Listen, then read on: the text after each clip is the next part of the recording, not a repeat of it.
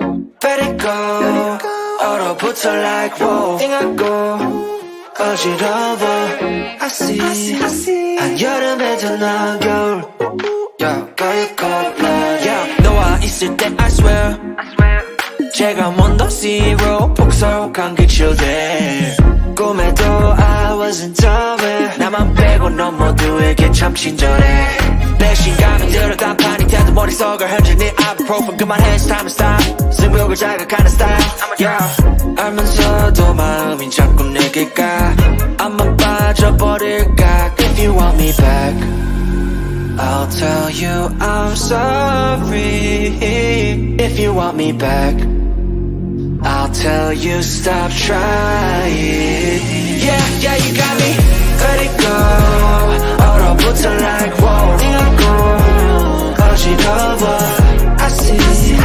한여름에도 난 겨울. Yeah, girl, you cold-blooded. Yeah, girl, you cold-blooded. Yeah. Girl, you cold-blooded.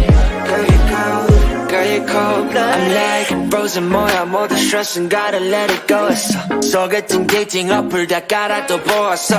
반대가 끌린대 opposites attract. Don't know about me and you, yeah we fell into the cracks. Yeah 갖고 노네 no cap. 왜 나는 보여 what's happening. 객관적일 수가 없이 이미 game white flag and waving fast. Yeah I'm leaving back but 말해도 너만 보면 나도 내 맘 I don't know 이건 love a relationship. 헷갈리기만 해 girl.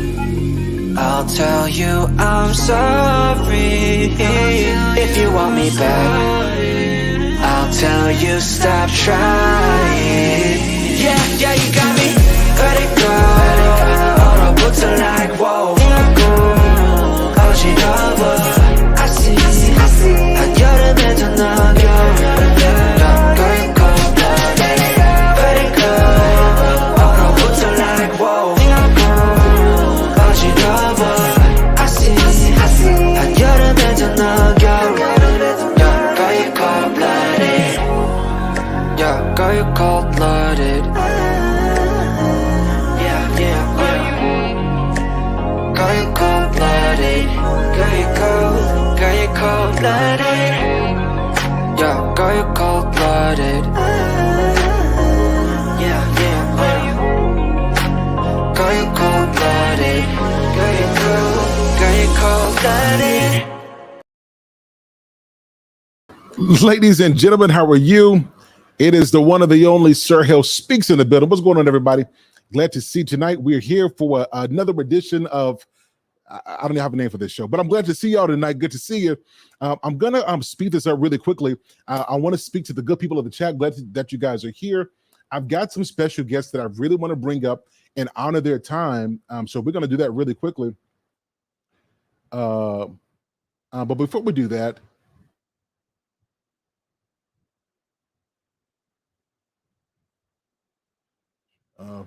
sorry guys, I'm having a black experience right now. Let me speak to the good people of the chat. Good to see y'all. I see Lady Navo. What's going on with you? Good to see you today. Big Cap is in the building. Salute to you. Snuggles, what's going on with you? I excel, the super supporter of the month. Good to see you tonight. Very glad that you're here. I see Timbo Slices in the building. Salute to you. Glad that you're here. I excel. Ronnie Hunter. Excellent. Good to see you all. Bravo with Sheila Ladies. Let's Chat is in the building. Good to see you. Glad that you guys are here tonight. Listen, so tonight I'm going to deviate slightly from the norm. Typically, we have conversations about relationships and dating and who's wrong and why people are so crazy and why and why we can't feed everybody McDonald's and we talk about stuff like that. Tonight we're going to do something different. We're going to talk about marriage and we're going to talk about the truth, the lie, and the meaning or the purpose for marriage. And I've got some great guests tonight that are going to help me talk about this. So for all those who want to be married, those who think that you should be married, I really want you guys to tune in because I want to help some people tonight. A lot of people are married that they're doing and they don't know what they're doing. And I think that marriage itself can look glamorized depending on who's talking to you about it. But the truth is, and anybody will tell you who knows what they're talking about, marriage takes work. It takes work. And so I've got some people here tonight that are going to help me to discuss this. So let me listen. These people so-called, I got a biography. Listen, let me give them a hand clap before they even get up here. They've got a biography that I want to read, and I want to introduce them. I've been knowing them for some years, and I'm honored to be able to call these great people friends, and we're going to honor their time. So give us about 30 minutes of your time, and then you guys are going to see my wife a little bit later as well. So get prepared for that. All right, everybody, welcoming Daniel Sakari Jones. Daniel Jones is a leader in the training and development industry. He has been mentoring and training trainers for over 15 years. Daniel is passionate about providing leaders with tools, strategies, and techniques to help them lead effectively at their highest potential. He graduated from Western Illinois University with a degree in social work. He is a member of Alpha Phi Alpha Fraternity, Inc. He's on the leadership boards of Mission Possible Marriage Institute and Grown Men Growing Men support group. Daniel is a licensed minister and serves as assistant pastor. I felt that in my spirit. I felt sanctified when I said it. A licensed minister and serves as assistant pastor of True Foundation Church. He has accepted his calling of assisting God's people with building a deeper relationship with God. He is a loving husband of 18 years. Come on, I feel love in the air. I feel love in the air. Husband of 18 years and father of 3 beautiful children. Through his work in ministry, he is focused on strengthening the covenant of marriage, leading men, and mentoring youth. He is recognized as an energetic and lively speaker who captivates, motivates, and inspires his audience to take massive action with simplistic steps. Ladies and gentlemen, thank you guys for being here tonight. I want you guys to give a virtual round of applause for my guest and his lovely wife, Daniel and Sakari Jones. They are in the building. Please show them some love. Please show some love. They are in the building. Hey, y'all. Hello. Hey, what's up? Hey. Listen, it is good to see you here. I see some other people just tuned in tonight. I'm glad to see Kiara, see you. Just Day, what's going on? Good to see you tonight. Listen, I don't want to waste too much of your time, but let me ask you guys a question. How are you doing tonight? I'm doing Wonderful. great. Excellent. Wonderful. I'm glad that you guys are here. So we're talking about marriage, and if you guys watch my show, hopefully you guys are subscribed. If not, we're going to have an altar call after this show, so we can get right with Jesus. But we want to talk about marriage tonight, and not just argue about who's right, who's wrong. And so I know you guys been married for 18 years, and this is what you guys do. So I thought it would be great for us to have a conversation. So let's talk about that. What made you guys fall in love? If you don't mind me asking, just what made you fall in love, Brother Daniel, Lady Sakari, what made you fall in love with him? And how do you guys keep this great union going? Is this show, what rate is this show? Is it Until 9:30 is TVG. After 9:30 is whatever. I'll let you start off, honey. Well, we met. I can just start off with how we met. We met. Daniel was in college at Western Illinois University. I was visiting because I'm younger than him. I was visiting my cousin, and she knew him, and so kind of fresh off on the campus, she like, I got this guy for you. You know how your cousin's always trying to set you up with somebody.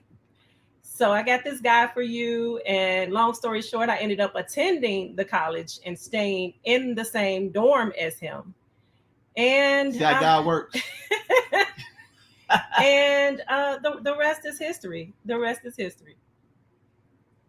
Excellent. What about you, great doctor? Well, the question was, how do I knew I was in love with her, or how did I fall in love? We just had a lot in common. Of course, especially with men, we're visible, right? It's what we see first. She's beautiful, attractive, model-like, and so that's what's first attracted to me. But then we started hanging out and built this chemistry, got this connection going, and later on I realized, this was the one. So he realized he couldn't be without me. Oh, snaps. Oh, snaps. Feel right in love, my brother. So, yeah. So that's beautiful. Yeah, this is good. People need to hear about this love. So I'm glad to hear that. So I got a couple questions for you guys. As those of you've been married for a while, is your marriage for everybody? And by that I mean, socially, we push people today to ultimately get married and have children. But if we ask, just looking at where we live and the times we live in, would you say marriage is for everyone? I wouldn't. The honest truth is, I wouldn't. Biblically, you're supposed to be enjoying with someone. It's not good for man to be alone. However, I know some people just from experience and seeing their lives that marriage probably wasn't a good choice for them, at least at the time that they made the choice. No, it was not. It takes maturity. Um, you have to be selfless sometimes. You gotta, it's a lot that goes into marriage. And no, everybody's not ready for the commitment that it takes and the compromise that it takes. So I would say not for everybody. Yeah, that's a great question because as Sakari stated, it's not meant for anyone to be alone. So I mean, who wants to be alone? Who wants to say I'm good being by myself, sleeping in this bed by myself? Naturally, as human beings, we want to be with somebody. But I think she made a great statement when she said it takes a sacrifice, the compromise. A lot of people are not willing to do that, and so it marriage can be for everybody if you decide. You have to work on yourself. You have to grow and develop and understand that there's a compromise, there's a sacrifice, that you have to make and put work into a marriage. But if you choose not to be married, there's some other things, that you have to choose not to do as well, which is probably a whole nother conversation. But, I think it's meant for everyone to get married or to be with someone, to be in relation with someone, to have companionship. Come on now. But you have to be able to put the work in to do that. I mean, I don't know if you've heard, but they say when a baby's born, if a baby's never touched, and I don't know how true it is, but they say if a baby's never touched, they'll die. No, they did actual studies on that. That's true. Yep, that's biologically true. Absolutely.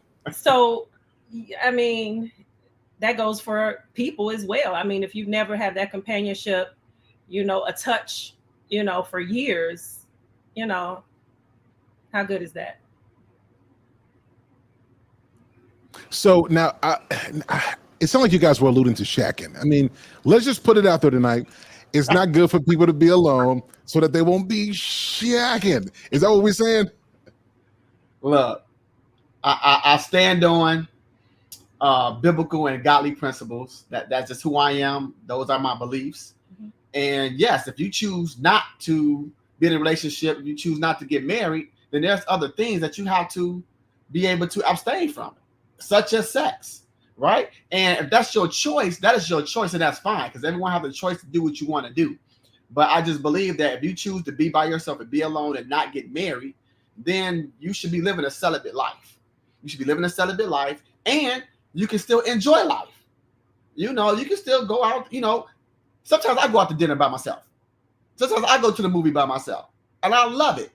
So those people will just have to enjoy, and you can still have some form of companionship. You can still go out and date and do things like that, so it's not like you just, straight up cut off from dating or having that other, person when you go out to dinner, movies, anything like that. But just know that there's some things that comes along with choosing not to be married.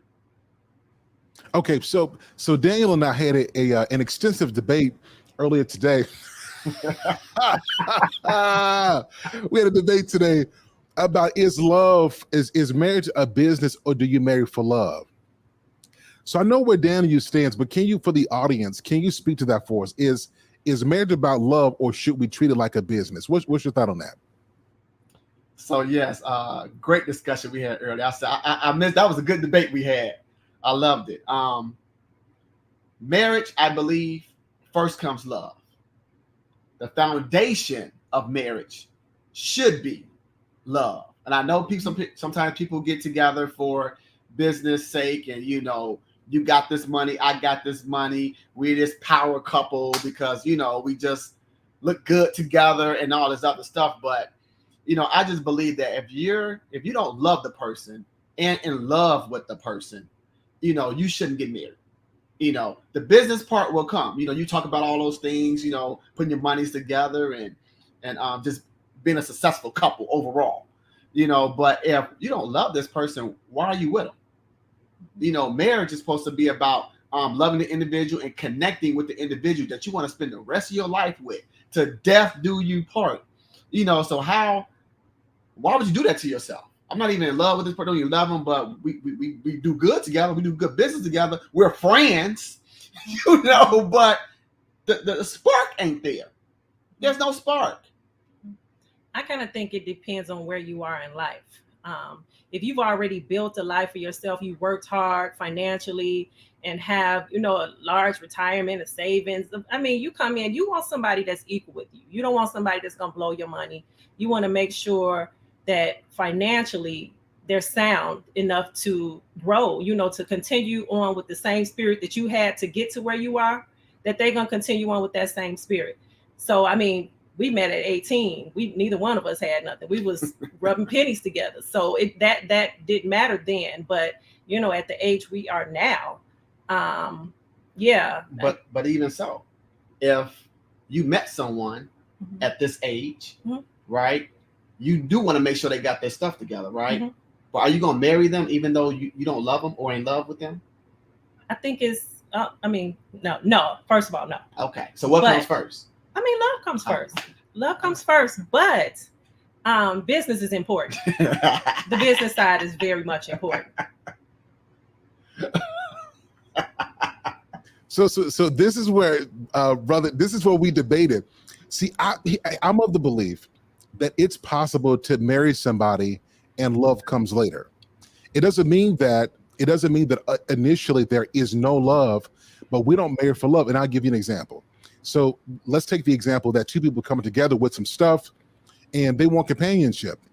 She comes from good stock, he comes from good stock, and they're not going through the phase of being in love. They're asking, can I do life with you together?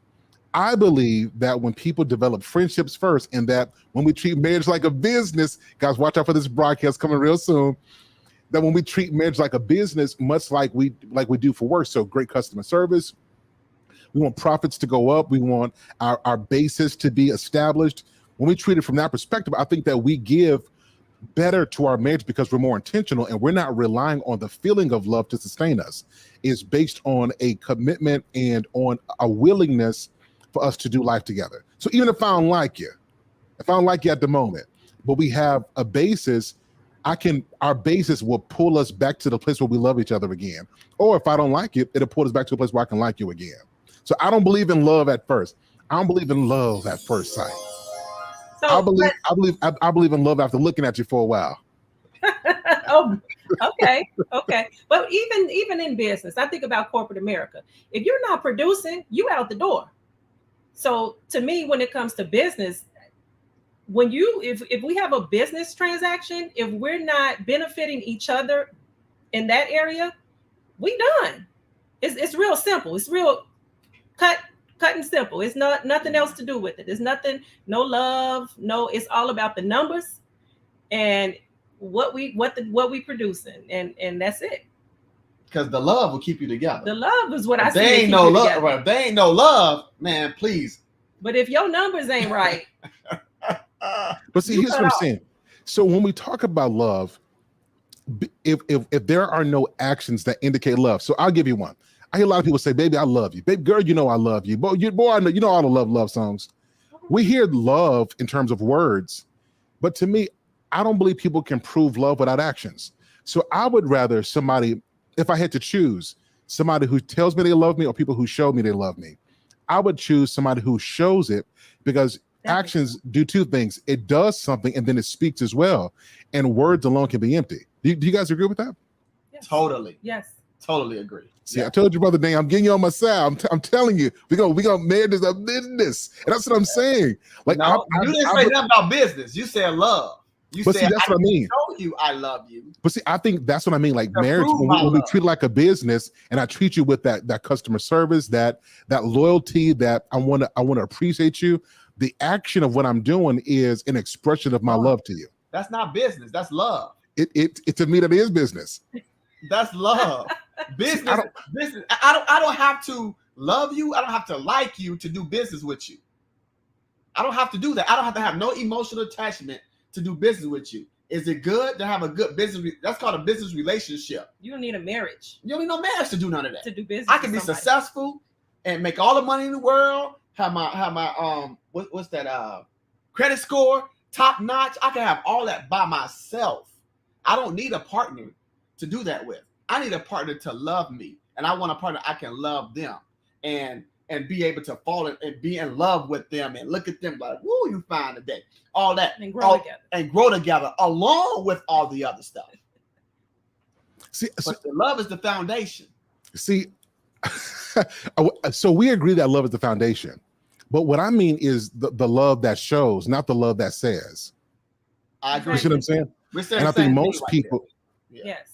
It's the difference. I tell you, Sakari, I'm going to convert my brother to this mindset that marriage is a business, You because did, but I you think didn't say that business. too many people. You keep saying But love. see, I think. You keep saying love. But see, You but ain't for said me, business but about one I'm, time when you said show love. You didn't say show business. no, here's what I'm saying.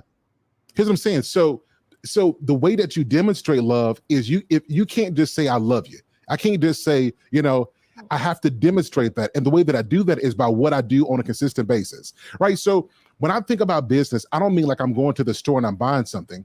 I mean, you think about what makes a business grow. It's intentionality. It's having a plan for finances. It's what you're bringing into that. You got to take inventory of what's needed for that marriage. So when I say treat it like a business, I mean it from I've got a duty. I've got something to do. And based off of my performance and my ability to do what I committed to, this is an expression of love.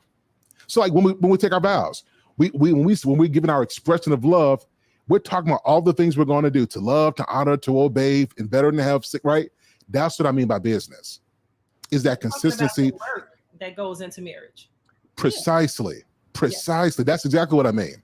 And I think that here in America, I think that if we treated it more like that, with that mindset, you know how people will go. You guys live up north. You've seen people drive in 5 feet of snow to get to work, right? Like when you see us about that job and that paycheck, you're going to do what you got to do to make that money. What if we treated our marriages like that? That instead of when times got hard and difficult, and we said, you know what, I'm going to retreat, forget this divorce. We said, you know what, let me drive through this snow. It might be cold, maybe icy. I got to be a little extra careful, but because I appreciate and value this marriage, let me do what it takes. You see what I'm saying? Mm-hmm. Yes. Mm-hmm. So yeah, I do, but that's putting the work in. Yeah, that's putting the work in. I mean, That's your livelihood. And you work where? What do you mean? At a job. Yep, you go to your job, you go to a place of business and put the work in, and that's what I'm saying. Like you treat your marriage like that. Now, of course, it's not a place of transaction, but it's a place where you truly grow and you are intentional about that. You know what I'm saying? Mm-hmm. But do you put business before love? Yes. Okay, now that's where we differ at. I don't. Yep. I put love before business. If I'm not in love with you, if I don't love you like that, I'm not even looking to doing business with you. What does in love mean? Like, so what does in love mean? Like, explain that to me. Well, there's different types of love. You got the godly love to love everybody. Just because you're a human being, I love you. I wish no ill will against you. I love you. I want to help you. I want to make sure you're okay because I love you. That godly love. Then you have the love where you got your parents. A parent's love, a child's love, with your family members, relatives. You got that type of love. You got a friendship love. Hey, that's my boy. Oh, that's my girl. You got that type of love. And then you have the other love, the sexual attraction, the physical attraction love, having attraction, towards another individual. You got that type of love. Mm-hmm. So if, I can love everybody in the world. I can, my spouse can be my friend. My spouse can be, I love them as my spouse. I love them unconditionally, all that stuff. But if there's no spark, if there's no attraction, if there's no physical attraction, that sexual type of love, if I have none of that with you, why am I marrying you? Mm-hmm. That's first for me. Because I can love, a love that you have for your spouse, that's a love you should not have for no one else. The love you have for your spouse. So if you ain't got that type of love for your spouse, you're just like everybody else then. Why am I marrying you? I'm marrying you because I love you and I'm in love with you. The first thing that caught my attention, it wasn't to see what her credit score was or how much money she had in the bank or to even see if we can connect. That wasn't my first thought. My first thought was, dang, she fine. I'ma holler at that. I'ma see if I Big brother said I saw love at first sight. She was cold. Holla at that. that was my first thought. Holla at that. Then we got the talking, we got the hanging out. We had a lot in common. Then that's when we start, falling in love. And then after you fall in love, we start talking about the future, right? What we want to do. So there are steps to this. We can't put, as the old school say, you cannot put the cart before the horse, right? The horse got to pull the cart. So what age were you guys when you guys met? We were 18. 18. Yeah. Oh yeah. Oh, young butterflies. The sparks are flying. So that's about the same age I met my wife. But let's say people are meeting at about 40. Do you think the process is going to be different? Because maybe we grown now and we know what's necessary. So now I need to know your credit score, bro. Come on, sis. What's I'm looking at? So you age makes a difference? I have friends that are dating at my age that I talk to all the time, and so I know that dating is definitely different between the ages of 18 and in your 40s. Yes, you're more on the business side. You want to make sure, like I said, that this next nest egg that you built through these 25 years of working, some of us are ready to retire, that another person is not going to come along and take that, or that they're not going to come along and, with a gambling issue and go to the boat and it's all gone. They probably going to keep separate, bank accounts and, different things like that. But it's definitely different dating in your 40s than teens. Now, the only difference for me, Sir Hale, is the business side, right? The steps for me don't change. God forbid if something happened and I'm back on the dating scene, right? God forbid. It's not happening. This is hypothetical. Hypothetical. And right? I wish you could see our sisters look at you like, you already. No. It's for the show. So the steps don't change. I'm not looking for someone like this. Make sure their credit score is okay. Make sure they got a job. First, if I'm back on the dating scene, it's again, men is visual. We're visual. We're visual. So if I see somebody that's fine, that I'm attracted to, I'm gonna try to talk to them, right? And then if they, are interested as well, then we start talking and hanging out and connect the same steps. Then we can lead into talking about where they work at, what's their career, credit score, all that other stuff. The steps don't change. Now you may have more at 40 and 50 and 60 years old. Of course, you have more now, right? You definitely want to make sure there's some stability there because that's just part of life. Right? That's just part of life. You should be able to have some stability, at 40 more than you had at 20. But the steps don't change. First come that attraction, that physical attraction to make sure, hey, I'm interested in her. This is somebody I make you fall in love with. If all the other stuff, is lined up, then maybe, hey, ding, ding, ding, we got to pay it. Right? But the steps don't change. I also think that my definition of love has changed. I mean, at 18, it was cool to just say, I love you. You was just waiting. I remember being young, you waiting, who's going to say I love you first? And that was the biggest thing. He said, I love you, And so, but now for me, love is action. It's all action for me. And it's intentional. It's your intentional actions to please me, to make me happy. And for me to want to do the same for you. So even that definition of love is different between 18 and 40s. I love it. Let me ask you guys another question. So are established roles necessary for a functional marriage? Are established roles, he does this, she does this. Is that necessary or not? Without order, there is confusion. Simply, without order, there's confusion. And so we talk about, ever so often, hey, her expectations of me and my expectations of her. And that's different for every relationship. That's what I want people to understand. It's the difference in every relationship. People don't like the word roles. Okay, don't establish any and be in shambles. That's fine. Well, you supposed to do this. Why I supposed to do this? Why? Because y'all never had the conversation. So if you have the conversation, right? I don't expect my wife to take out the garbage. That's a role, right? That's a role. So she like, you the man, you supposed to take out the garbage. Cool, no problem. We agreed to it. That's my role. Take out the garbage. Something as simple as taking out the garbage. That's a role. People like to try to get away from these titles or words. There's certain words that just irks people's nerves and things like that, but they're necessary. Some of these words are necessary, and roles is one of them in a marriage. You got a man and a wife, right? Husband and wife, man, woman. And so y'all never talk about these things and communicate, right? How do I know what your expectation of me is if she never tells me, or I never tell her what I expect of her, right? So if you want to throw out the word role, let's talk about expectations then. Same thing, right? And so you should discuss them. So we won't wake up and she thought I was supposed to do it. I thought she's supposed to do it. Then it don't get done. Now we arguing because it didn't get done. I think it can lead to hurt feelings. One person feel like they're overburdened with all the roles in the home.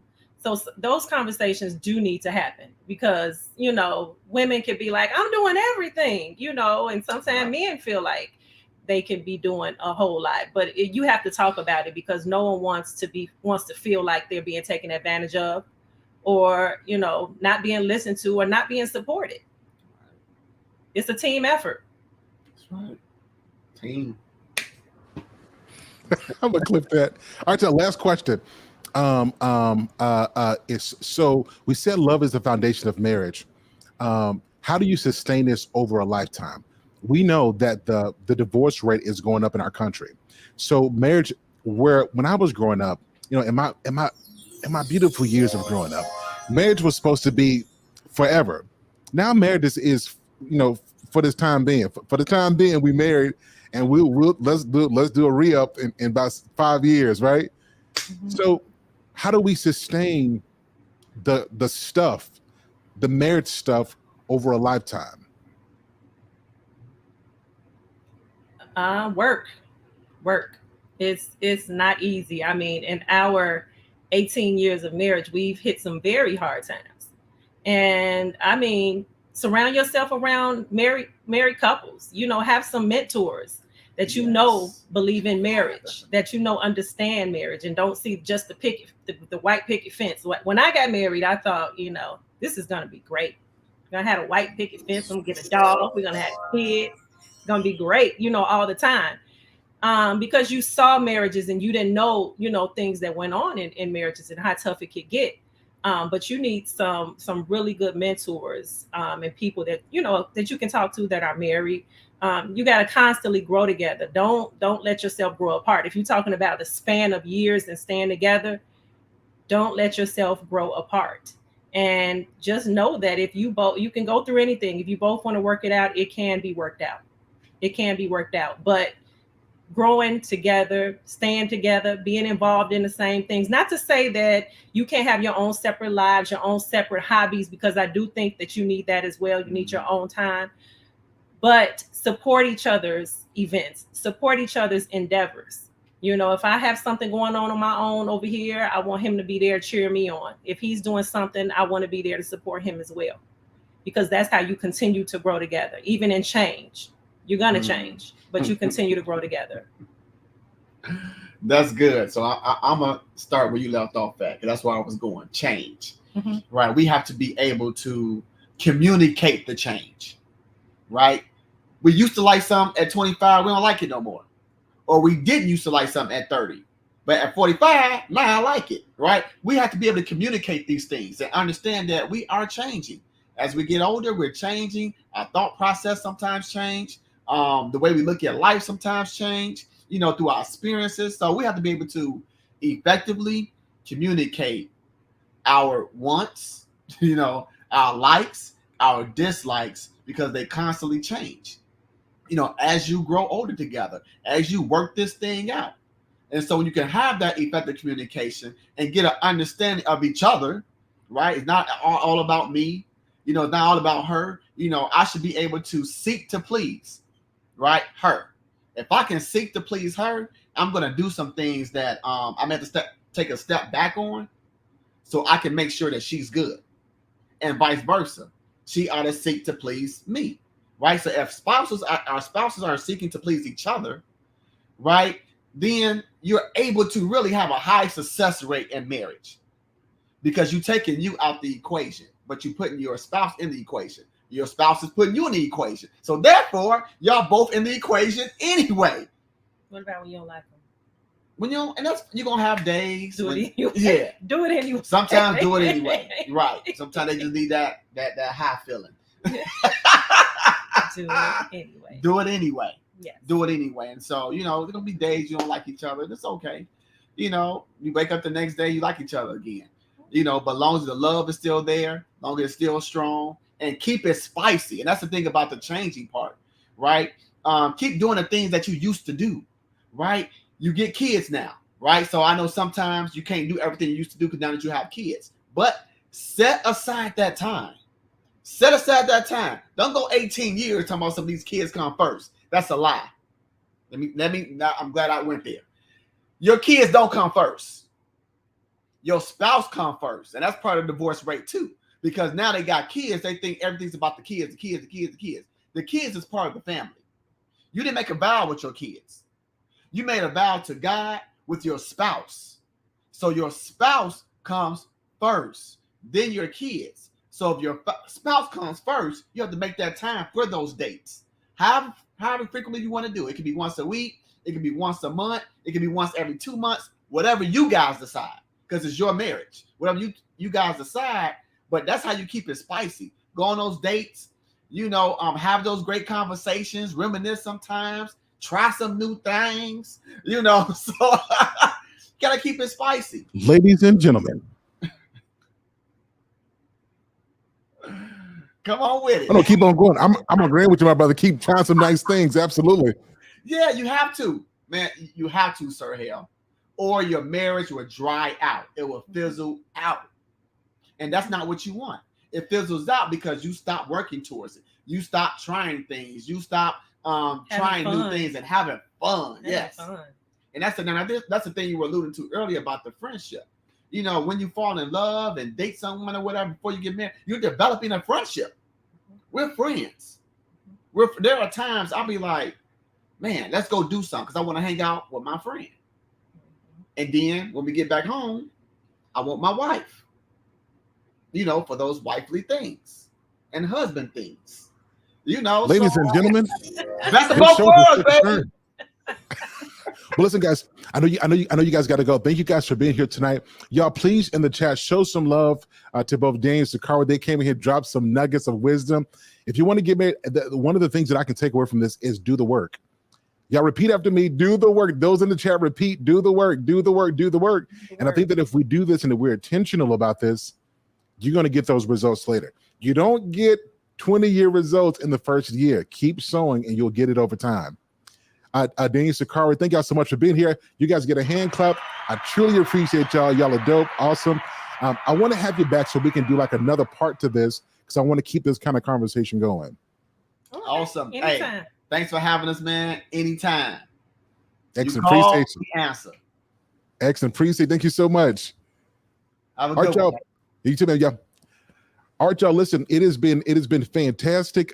We've had Daniel and Sakari here, who's been on. What I want to do now is I want to keep the conversation going. And so what I'll do is I'm going to have my wife to come up, and she's got some questions about marriage she's going to ask. But I also see Mr. and Mrs. Harris, who came up here as well. So I'm going to pull them up, and then I'm going to have my wife to come here really quickly, guys. So let me play this song really quickly, and then we'll be right back after this.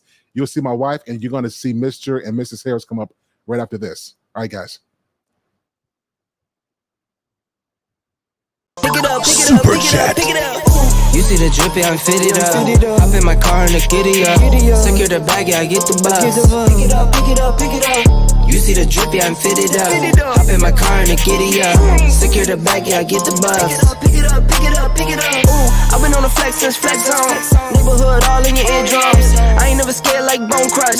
Boy, I got God, don't fear none. My line busy, take no calls. Feels like I don't have no flaws. Snakes in the grass, cut those off. Yo, squad shit, be my my bros raw. Pick it up, pick it up, pick it up, pick it up. You see the drippy, I'm fitted up. Hop in my car and the giddy up. Secure the bag, yeah, I get the bus. Pick it up, pick it up, pick it up. You see the drippy, I'm fitted up. Hop in my car and the giddy up. Secure the bag, yeah, I get the bus. Pick it up, pick it up, pick it up, pick it up. Ooh, I've been on the flex since flex on. Neighborhood all in your eardrums. I ain't never scared like Bone Crush. Boy, I got God, don't fear none. My line busy, take no calls. Feels like I don't have no flaws. Snakes in the grass, cut those off. Yo, squad shit, my bros raw. All right.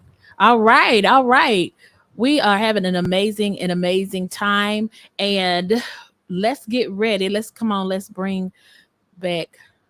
Oh, we're finna bring up Mr. and Mrs. Harris to the stream. So y'all go ahead and y'all welcome. Oh, that's Mr. He said. How you doing? Hey, how you doing? Can you hear me? I am doing awesome. So let me know some of your feedback of what you heard tonight. I think it was an awesome conversation just about the strength of marriage and how we can build us moving forward, and we do better together than apart. It's collectively, my consensus. The missus is in the background or something, but she'll be up in a second. Absolutely. So tonight we talking about the truth. What does it say? The truth, the lie, and the meaning of marriage. And it may be best to stay single. So hey, Mrs. Heath. Hey. How you doing? So what do you think about marriage like today? Do you think it's better that we stay married, like people get married, or is it just better for them to stay single with everything? What's your thoughts on that? I mean, I think people have a delusion of what marriage entails, what it consists of individually. A lot of us go into it with just our idea of it, and we don't allow room for the other person to have an idea of what the image of that marriage is going to look like. Mm-hmm. So it causes a lot of conflict, right? Especially if you can't on the same page. You're a man, I'm a woman. It's kind of hard. Even just two individuals specifically, regardless if you're bisexual or whatever. It's two people, two different minds, two different ideas, two different hearts, the way they move, the way they respond. We're not ready for the conflict that arises. We don't know how to deal with any of that. Most of us are not taught how to deal with our own emotions, but we allow, we want our mate to save us and fix it. Right. And do everything right. And most of us, it's about a wrong or right situation. Instead of just learning to agree to disagree, respectfully, knowing that you're different and I'm different, and sometimes you're just going to see things that way. But I love you enough to respect your view, and I may need to acquiesce to some of your wants and desires in order for me to get what I need. So, that's my perception. Is I don't think people are really looking at what they have to give in order to get what they want. They want what they want. So you're not being considerate of the other person, but you want all the consideration. And add it, we got vaginas and you want it. So you brought up get it. I mean, that's our mentality, right? Because we coming with that.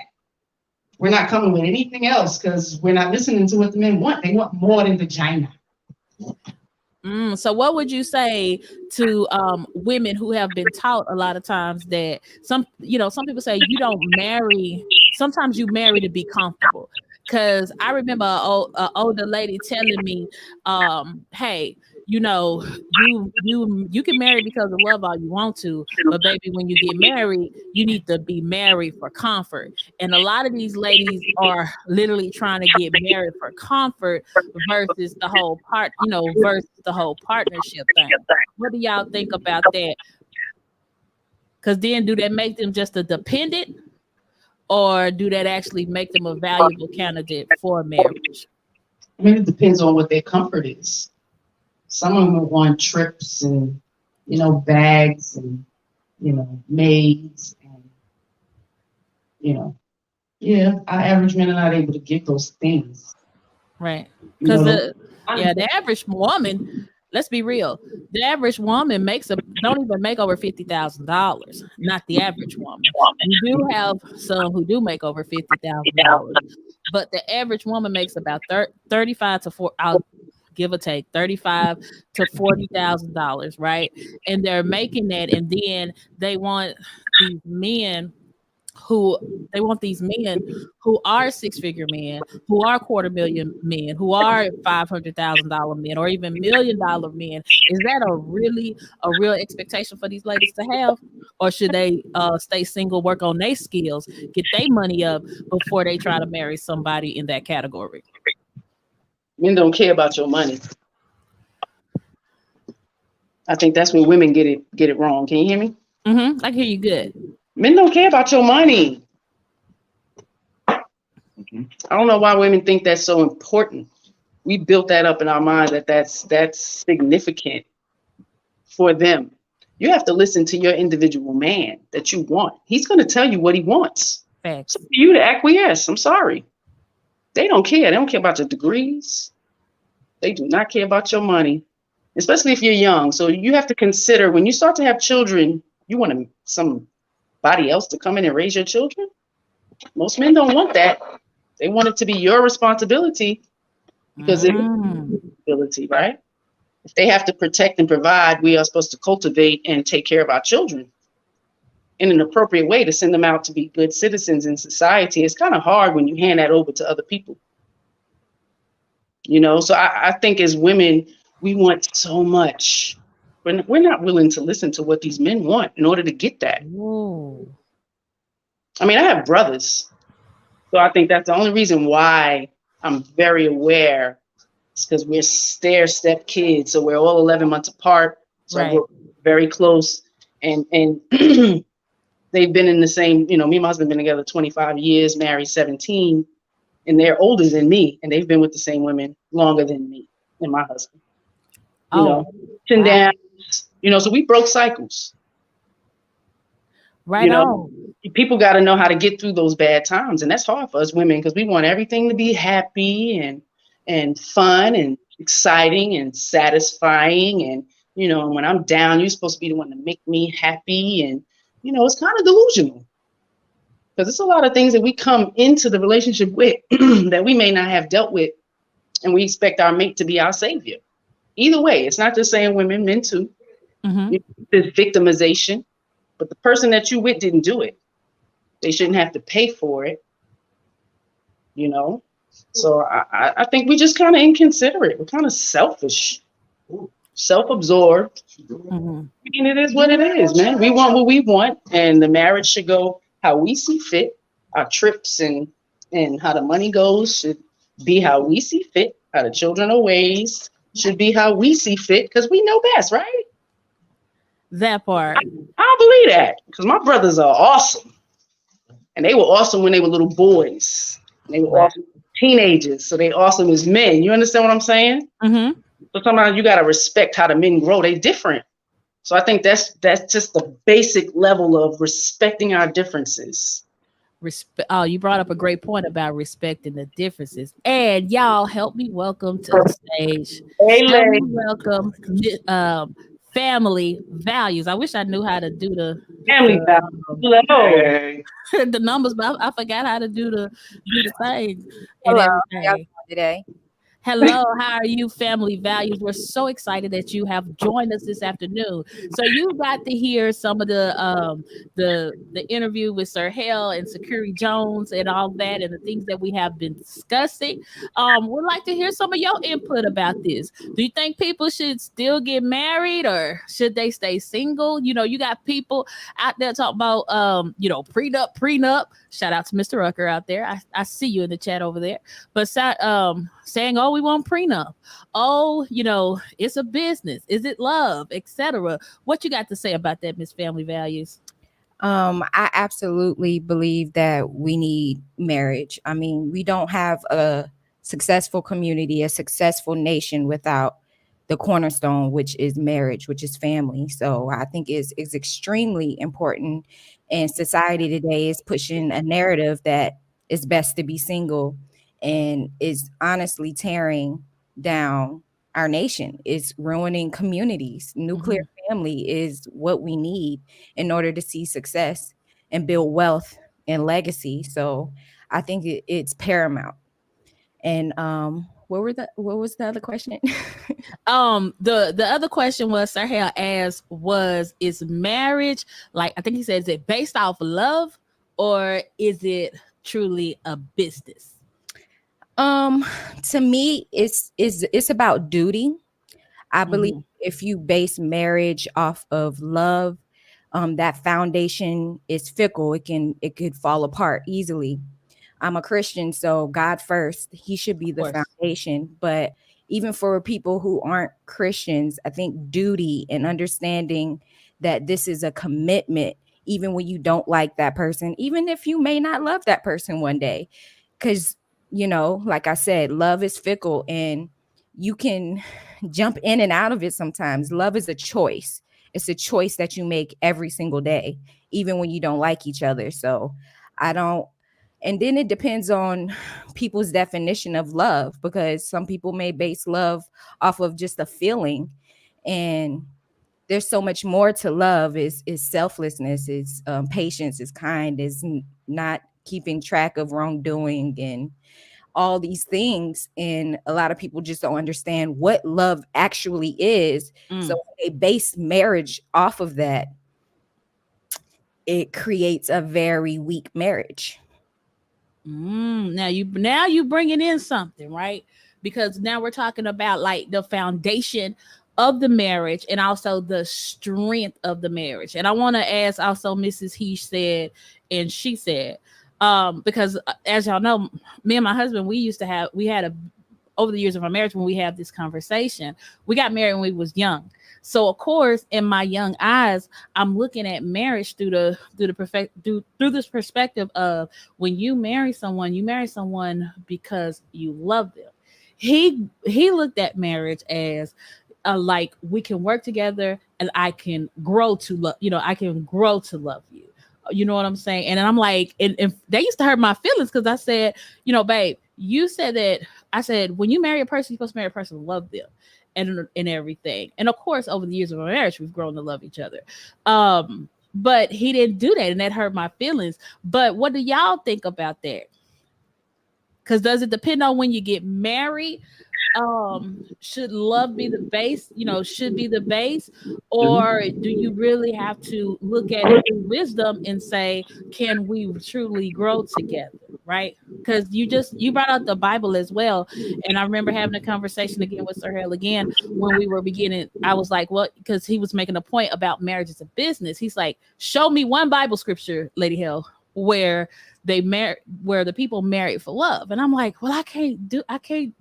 No, they didn't marry for love. They were given in marriage. And so obviously they had to grow to love each other. What do y'all think about that? I want to hear y'all.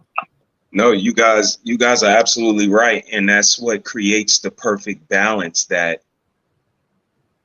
perfect mesh between realistic and fantasy. And yes, you should absolutely have, love in your marriage. Absolutely. But there's a certain level of realism that has to be inserted as well. And just because we love each other doesn't mean we shouldn't run our marriage like a business, because a business is ran for profit. We want our family and our marriage to profit. Me, I'm a sports person. I analogize it to sports and a championship. Championships are success for our children, success for our families.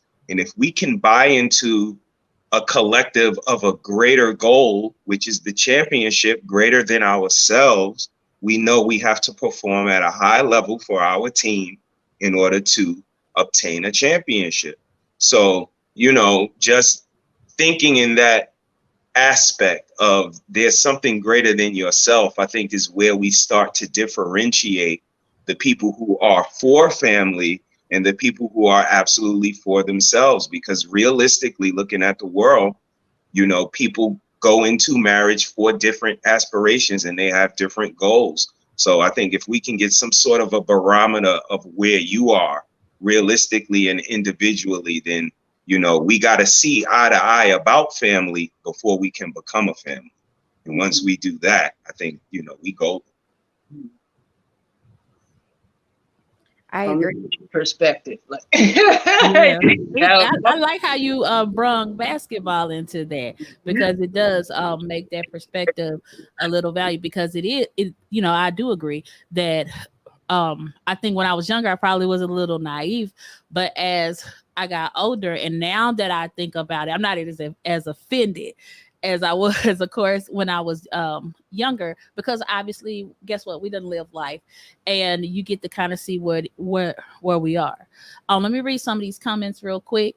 Princessa, she says, "No, you have to grow into a true, mature love. You may love or care for each other in the beginning, but mature love takes time, stress, and what's she say? Enjoying your evening. Talk to you later." What you got to say about that, Miss Family Values?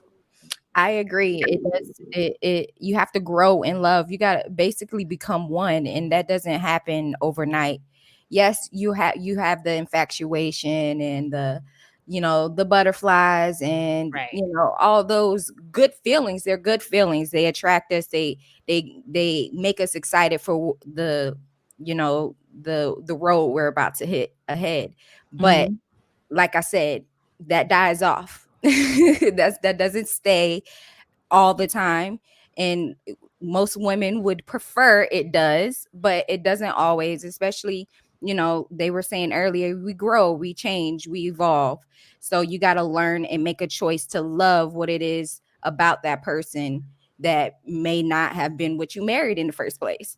So it's a lot that goes into it. And like I said, if you base it just strictly off of love or feelings, you're going to be highly disappointed. And I like what this brother said. He said that you got to come into you have to come into the marriage not being about yourself or Oh being, yeah. it has to be about the goal, the family, what our legacy, what's in the future.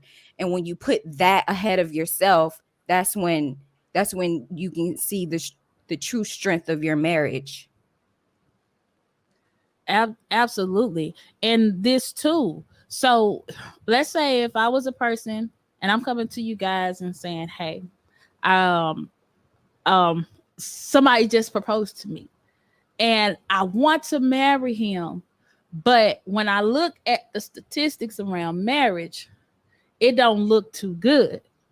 How would you tell a person? I'm gonna give y'all 3 different age brackets: a person that's in their 20s, a person that's in like their mid 30s, let's say 35, and then a person that's like 45 and up. What advice would you give them coming into the marriage? Because these are different people at different stages of life, right? And they're coming into they're coming into a marriage. What would be your advice to them? How should they pick, or should they stay single?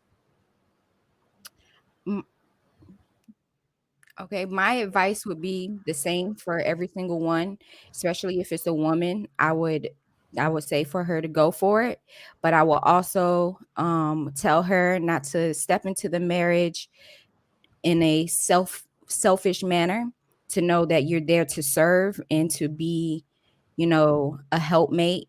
And then on top of that, I will also tell them to forget everything you've learned and be okay with starting brand new and becoming a different person, because you're going to change, because you're going to be with a man who is going to add to you. A lot of times we hear in the world today, don't lose yourselves in a marriage, da da da. And I believe that's toxic. You are supposed to lose lose a part of yourself in a marriage because you're becoming one with someone else. So it's okay to let go. It's okay to definitely let go of old friends if you have Yeah. to. Just be open to the fact that things will change. Your life will look different, and that's okay.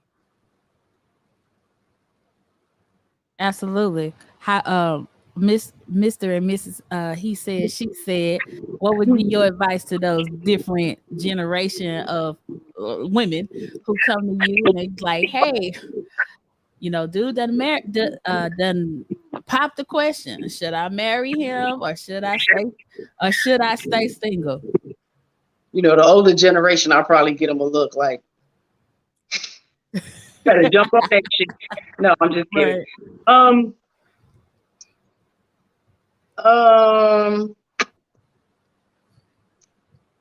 I would tell them statistics are just that. They're statistics. You got to do work now. So are you willing to do that work? Mm-hmm. What that man's expectations are in this marriage? Are you willing to acquiesce to him? I don't care what age you are, because he has a view of what it's going to look like.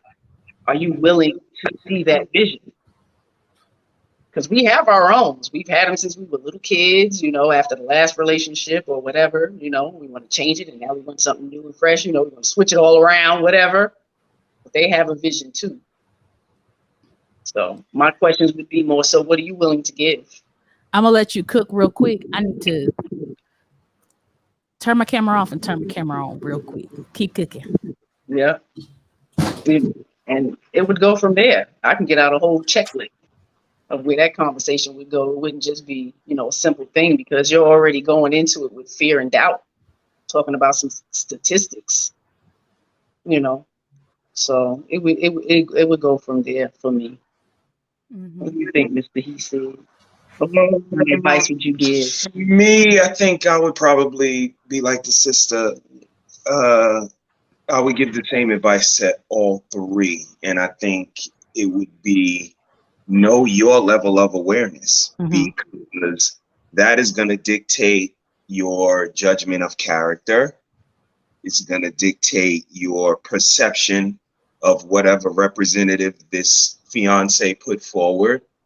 And again, you have to do the work. I'm not a fan of turning the onus around on anybody, on statistics, on me for advice, on society as it presents marriage, because you have to seek and find the images, the idea of marriage that you want. You have to work for it. You have to identify. You have to maybe even look for the vegetables to put on your plate in this world of nothing but meat out here. So, you can absolutely say he popped the question, but it all falls back on you. What kind of a character does this gentleman have or young lady have? What are the intangibles that you can tell me about? Don't tell me about what they own. Don't tell me about what they got. Tell me about things that I can't touch. Tell me about their character. Tell me about their integrity. Tell me about things that are husband qualities and wife qualities, not, just fly by night boyfriend and girlfriend qualities. So I think it always falls back on us to do a little bit of self-reflection, of observation, of judgment of character, and be able to choose and vet somebody that is going to be good for us, so that we don't have to think about all of the people who got divorced, because who we marrying is going to be a one and done. We ain't marrying nobody else after that. And that's the difference. The people who always think about the bad, that tells you exactly who they are right there, because for some people, it's just a one and done. You're going to marry Prince Charming and you're going to marry Cinderella, and that's it. I feel you on that. Now, this right here is we about to take a turn in the word. Ladies and gentlemen, this show just took a turn. It's about to take a turn. And I'm going to take this turn here, and then we're going to park it on home. So this is where the big question come up at, is that there's a lot of people, male and female, that has a big body count. Is there hope for those who have high body counts who want to be in a singular marriage? And then you say, Lady Hale, what's your definition of high body count? I'm not talking about a person that's been married maybe a time before, or maybe two. And sometimes people have been three. They may be on marriage number 4. I'm not talking about that. When I say a high body count, I'm talking about 10 plus. Okay, because that's normal now. So we'll say those with the 10 plus body count, because that's easy to have for some people who are sexually liberated and everything. Is there hope? Chat. Family values. Is there hope? Or they should take they should be like, forget it. You ain't get married. Let me know. I told y'all I was about to take a turn. There's hope. There's hope for everybody, but I think that person should definitely walk into a relationship being upfront and honest and real, because that's what goes on in the dark always comes out to light. So you don't want to be lying to your future husband and then he finds out, and that will be horrible. So be completely honest, be real with him, and learn from it. Teach other women younger than you not to make the same mistakes as you and try to do better. I think there's hope, but there are some men that are going to discount you, and you need to be okay with that. I agree. And check this out. And I have another one for you, because this happens for real. You'll have a woman who will tell a man that they had a certain amount of body count, right? And the man is like, okay, that's cool. And he gets married to them. But whether they were having another discussion, and the man brings up about the body count, and then the number change, and now he feels bamboozled. Should he stay in the relationship or should he go?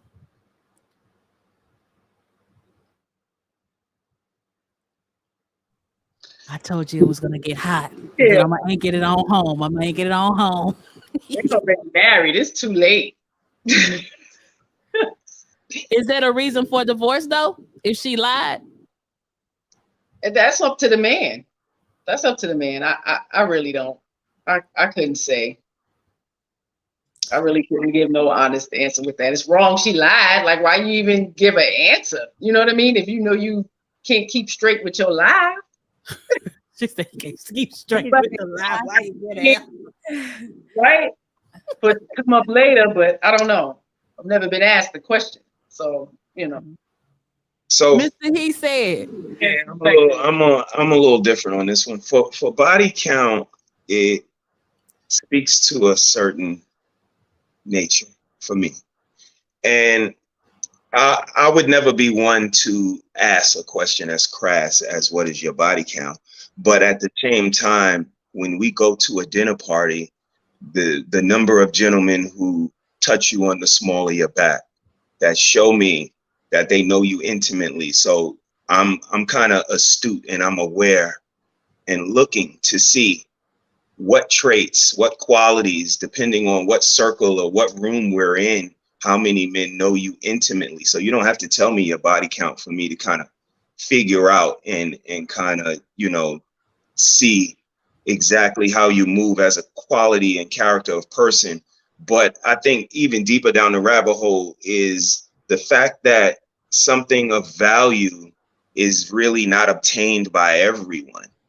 If you have a valuable painting or a diamond, I don't think, you can find a diamond on every corner. You can find a valuable painting. You can't find a Basquiat in every house. And I think that's what makes them valuable. So when we as men have a woman that we have that other men haven't had, and, has other men can't proclaim to have had, I think we look at it a little more valuable and worthy of protection, honor, and responsibility and duty versus something that is not. So basically you saying most men are not going to ask about body count. And so are you saying that it doesn't matter or it does matter? No, I'm saying me. I'm not saying most men. Most men may. I'm just saying me. I'm not the type to ask about body count. It absolutely matters to me. If I gotta, make a simple analogy, it's like a car. I would much rather have a car with 0 miles on it than one with 100,000 miles. Because if it breaks, I don't know what the previous owner did to that car to make it break. But if it's the car with 0 miles, I know if it break, it's something that I did. So how would y'all advise y'all children? I know for me, like I'm a very conservative and traditional person. Okay, very traditional. All the audience probably know I'm a very traditional person.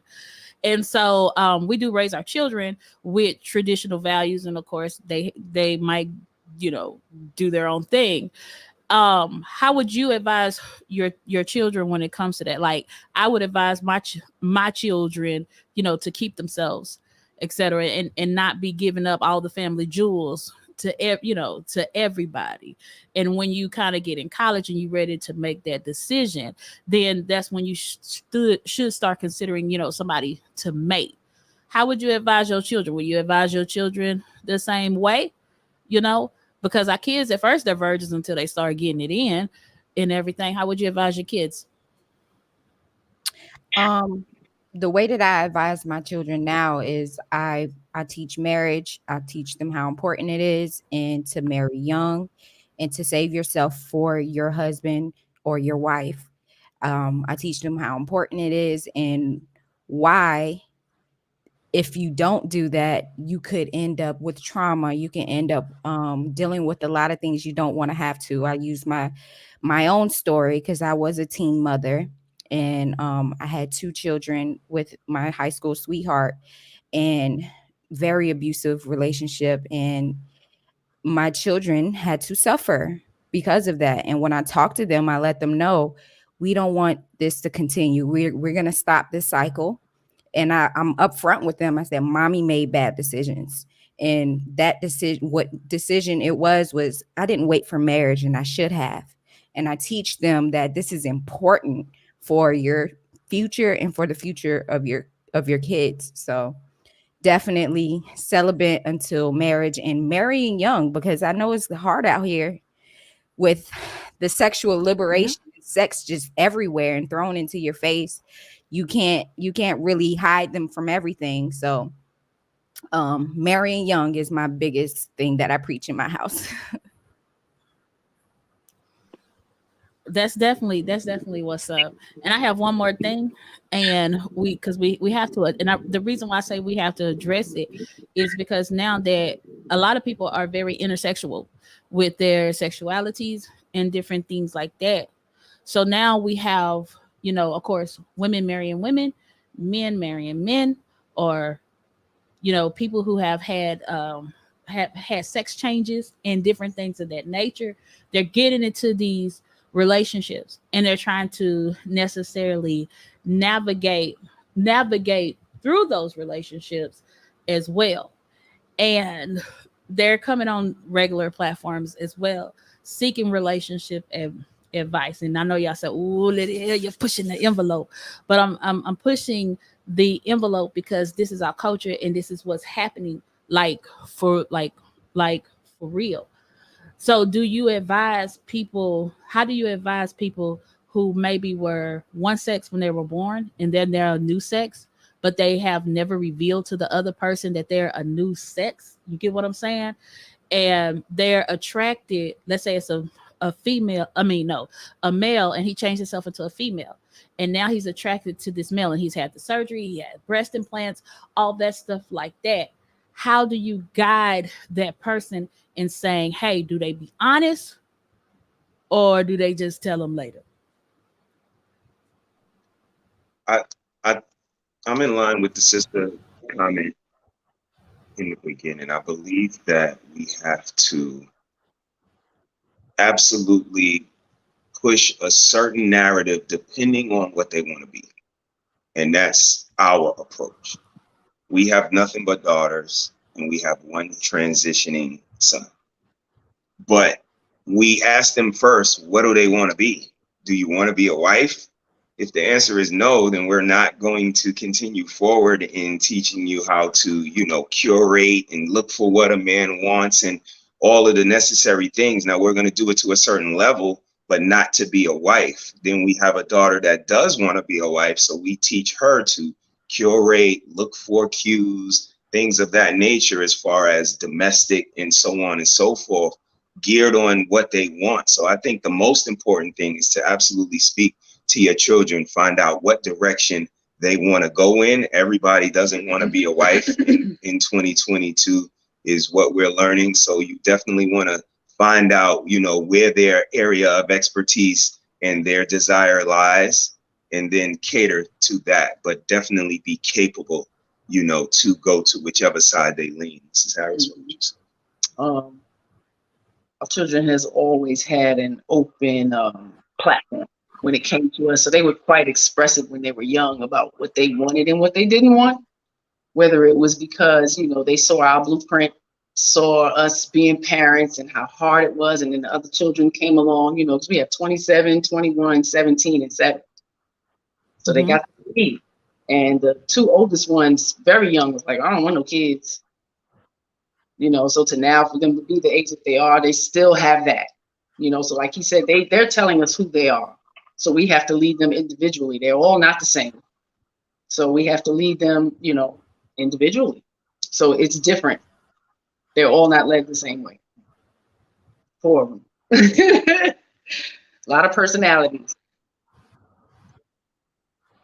Absolutely. We have 4 ourselves, and all of them have different personalities, different thoughts, because even at their thought processes from when they was like single digits are different when they get into like teenage, 12, 13, 14, because of all the exposure of things at school. And I know the best thing I could say to any parent is to guide your children in the right direction. If you guide them in the right direction, yeah, they might explore different things or something like that. But ultimately, kids tend to turn back to what they know, what they was young, if they agree with it anyway.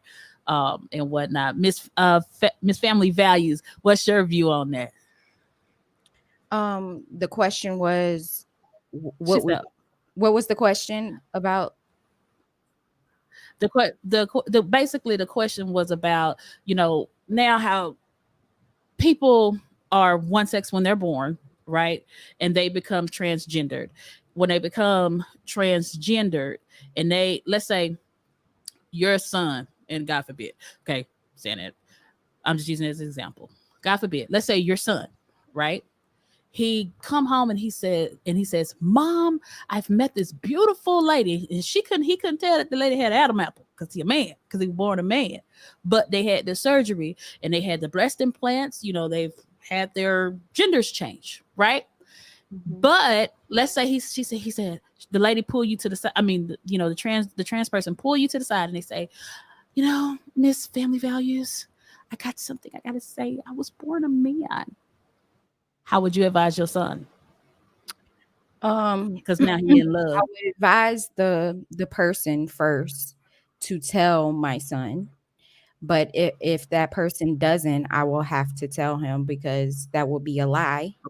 And you can't really base a relationship off of a lie. That's a very important lie, especially if he wants children. All my children want children.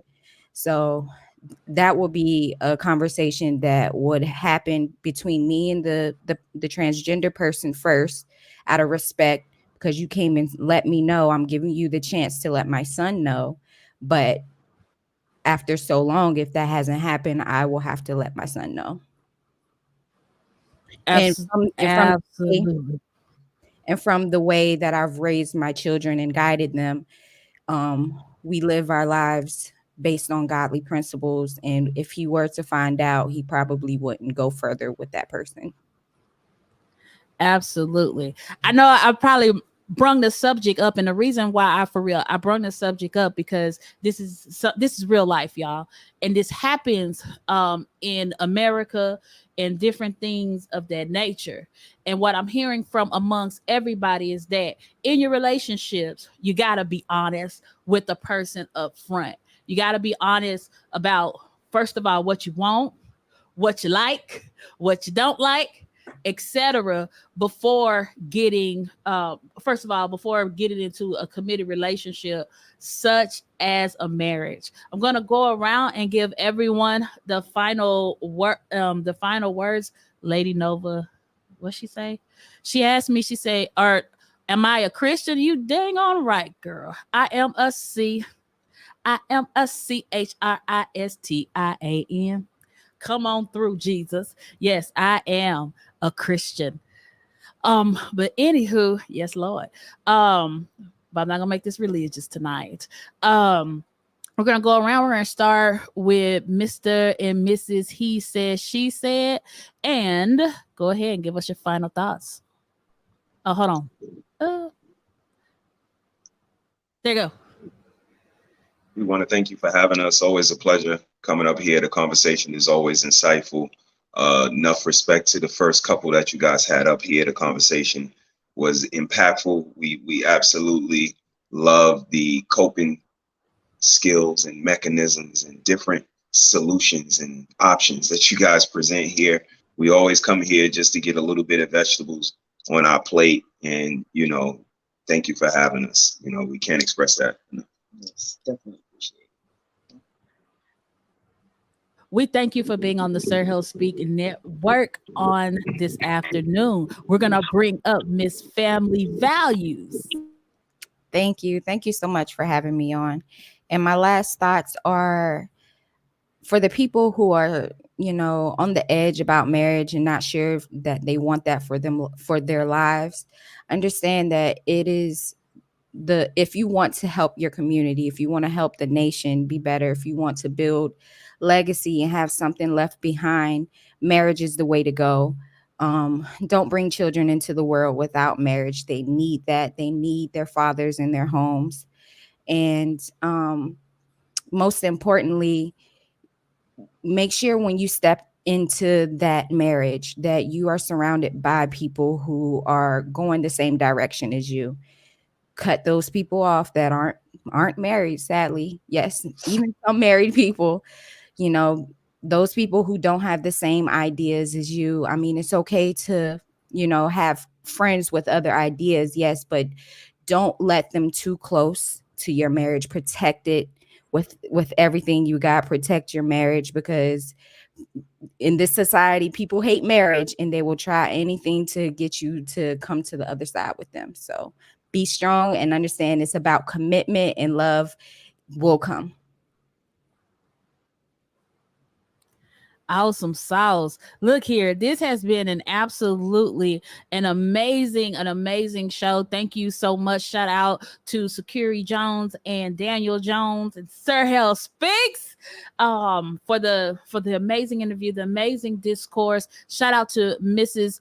He Said and She Said moderators. If you can do us a favor and drop everybody's link to their channel in the description, be sure to go over and subscribe and enjoy dynamic discourse that is happening all across YouTube. These people are an amazing example of marriage, values, morality, and everything. So be sure y'all go over there and support. Please support these channels as well. If you haven't already, hit that subscribe button and be sure to subscribe to the Sir Hale Speaks Network, okay? Well, we're doing some really great and big things. And as y'all see, shout out to everybody who has supported this broadcast and been given to this broadcast. We've been able to update the studio. So shout out to you. Look at that. We got 2 cameras tonight. Look at that. Ain't that awesome? Oh, so he'll be fancy over here. However, again, tell a friend, come over here, support the channel. Be sure to tune in on Sundays where we have Super Sunday, where it is, like I said, amazing discourse that actually happens. Shout out to Red Lipstick Vibe. She is in the building. Y'all go over there and support her channel. Press the subscribe button. And y'all talking about some discourse. We talking about discourse over there, man. She has an amazing discourse. I know y'all said, why are you saying discourse? I'm getting back in education mode. But however, until next time, we're gonna be going out, and let me hit the button. If you haven't already, hit that super chat button. Do what you do, and we will see you all soon. Oh, hold on, I gotta make it play now.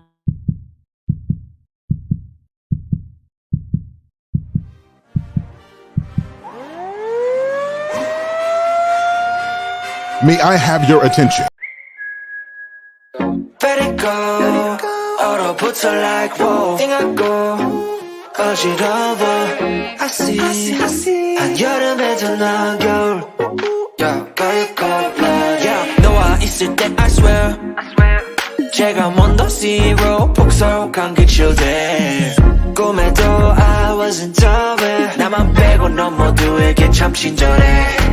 배신감이 들어 단판이 태도 머릿속을 흔드는 ibuprofen 그만해 it's time to stop 승부욕을 자극하는 style yeah.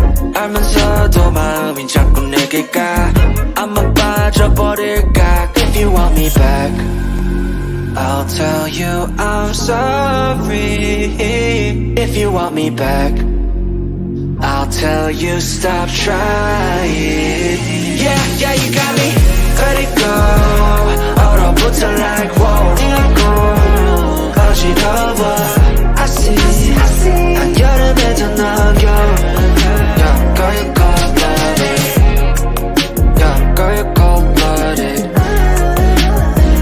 Yeah, yeah, yeah Girl you cold-blooded Girl you cold, girl you cold-blooded I'm like frozen 뭐야 모두 stress은 gotta let it go 했어 소개팅 데이팅 어플 다 깔아도 보았어 반대가 끌린대 opposites attract Don't know about me and you yeah we fell into the cracks Yeah 깎고 너네 no cap 왜 나는 보여 what's happening 객관적일 수가 없이 이미 game white flag and waving fast Yeah I'm leaving back but 말은 don't know만 보면 나도 내 맘 I don't know 이거 love Ladies and gentlemen, have a good night, guys. Thank you guys for tuning in to another edition of Sir Hale Speaks. Until I'll next tell time, you have a I'm good night, everybody. Love, live. sorry if you want me back I'll tell you stop trying Yeah, yeah, you got me Let it go 얼어붙어 like whoa 띵하고 어지러워 I see 한여름에도 너겨울 Girl, you cold-blooded Let it go